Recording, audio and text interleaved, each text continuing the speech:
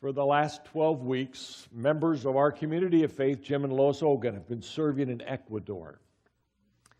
You have been praying for them repeatedly, many of you daily.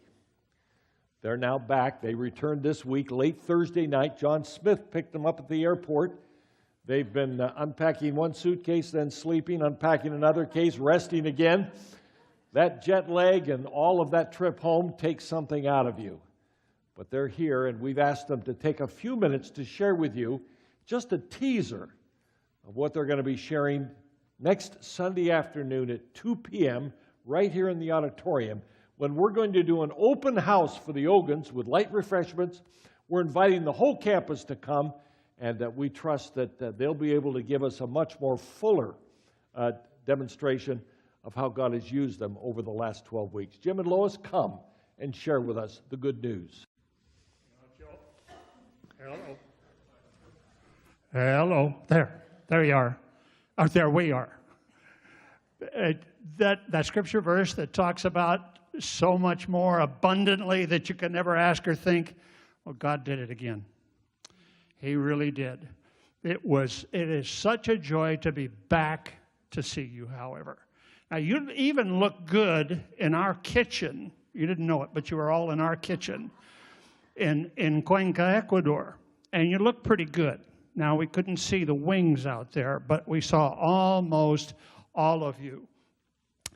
2 questions have been asked since we got back. One was, did you reach all of your objectives? Yeah, we went with 3 objectives, and we reached 5 of them. And we're going to tell you about that. The other was, what was the best thing that could have happened? What was the best thing you enjoyed? And I'm going to show you that in a picture in just a few minutes.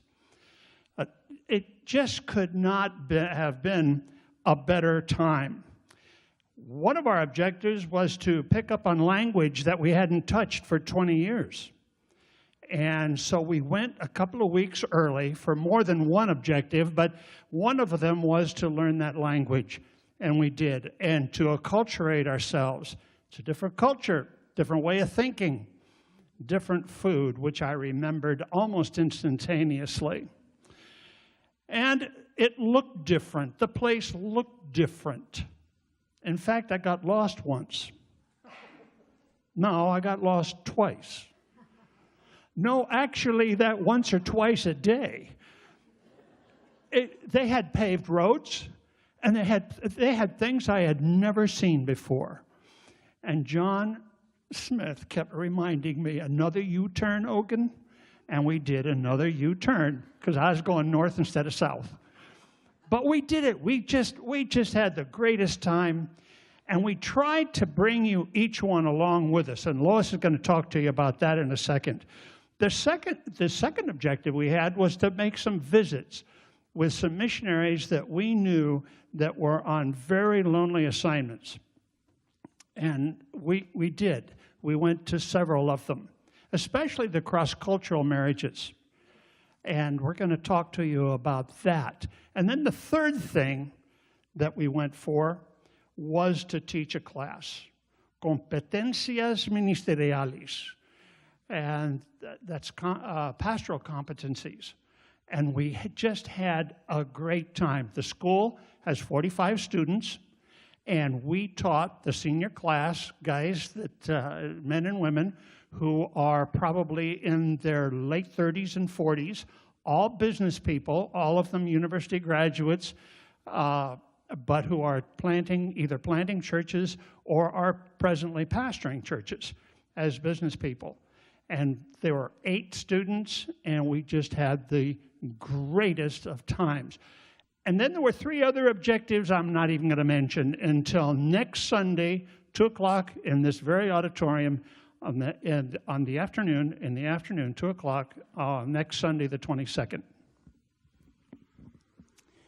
Well, when the pastor mentioned this morning that he was going to talk about seeds and how they're planted and how we all need to plant seeds, I want you to know that you folks were the reason that we got there, the reason we stayed there well and happy and safe most of the time.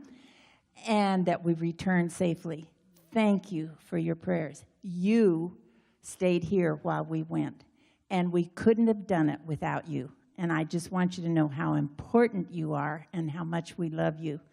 And some of the seeds, one of the seeds that Jim planted in that group of young people, I remember him asking them, how many of you have a support group of prayer behind you when you go to the pulpit, when you're in your work, wherever you are?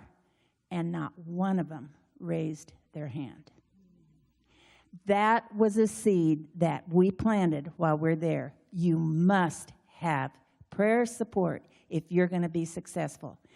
And you folks have done that for us, and we can't thank you enough. And we'll tell you more thanks next Sunday. And one more thing, I got 4 pictures to show you. The first one is our student, our class. The one on the right there, the one with a pencil up her nose, she's a pediatrician. She's a doctor, and I'm going to tell you all about the rest of the people. And the second one is, the most surprising thing we had was grandma and granddaughter were the very first people that attended our little church in Saraguro, Ecuador, when we started that church. And we saw him again. I even got to meet her husband, who I had rarely seen sober in the past, but he was sober the day we saw him. And Grandma there said that she had not seen him drink for the last 10 years. So it shows you how long that we hadn't seen him. And the next picture is Lois. When we went there to live, there was no bakery, and she made all the bread. So she decided to make some bread for us while we were there. And that's English muffin bread. And then the last picture is something I want to talk to you about next Sunday. The guy on the right took my place teaching in the School of Psychology, in the medical school of the University of Guayaquil, when I was fired for being a CIA agent. Can you believe that? He's still teaching there, and I'm going to tell you about him next week. Joel?